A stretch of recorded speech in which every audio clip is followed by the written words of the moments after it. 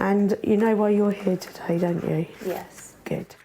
Abortion is legal, and if you're seeking help inside a clinic, this is the conversation you'd expect to get.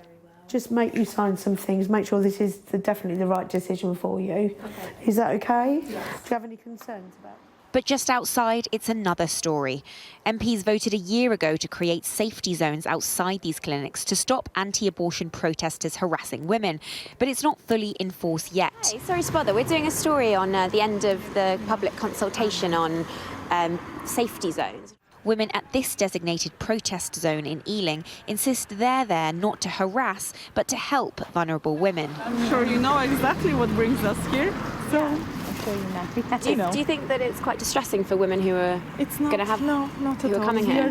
We are just waving to them, saying hello, and can we offer you some help? Would you like a leaflet? That's all what we But say. you are going up to them and offering No, we cannot move from this No, triangle. That's spot. our spot, so we cannot move from. It's their spot because the council has enforced a protection order outside a clinic here. But now draft guidance just released by the Home Office allows for some exceptions to buffer zones, angering a coalition of MPs from both sides of the House who originally tabled the legislation. What we've got out the other end is not what we voted for. There's that many exceptions. I think it says if they're praying, if they're informing, and the informing is often leaflets telling people they're going to hell with anatomically inaccurate diagrams of how big the baby is. So, you know, there's a huge mismatch, and it's come out 2 years later nearly.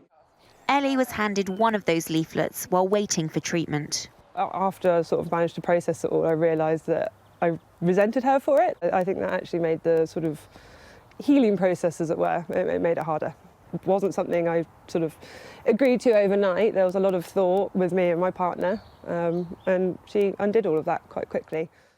The government says they are considering all responses to a public consultation before final guidance is published. If it stays in its current form, what's in the consultation, do you think that is the Home Office trying to thwart the will of Parliament?